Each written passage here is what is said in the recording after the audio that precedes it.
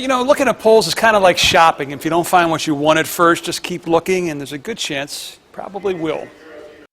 While the Trump forces are no doubt touting the release of the Bloomberg Politics poll in Ohio that shows Donald Trump now up 5 points, the Hillary Clinton camp will point to the CBS YouGov poll that had her up 7 points, while the middle-of-the-road folks will point to the Quinnipiac poll that has the race virtually tied. The devil, though, in the details. The Bloomberg poll had a sampling that leaned Republican. The YouGov poll, one that leaned Democrat. There's a bit of a correlation between that and what we see in those results. So the 5-point lead in the Bloomberg poll that go in favor of Trump versus the 7-point lead that we saw in favor of Clinton in the CBS YouGov poll also tracked with that difference in who's leaning Republican and who's leaning Democrat. Sutton says what's important to note is what's not seen in the results. Supporters of both candidates who simply won't answer polls. On the Trump side, when we talk about those blue-collar workers, people from rural areas, people who are generally suspicious of any kind of polling to begin with, suspicious of the media, that's an uncaptured demographic largely when it comes to those polling results.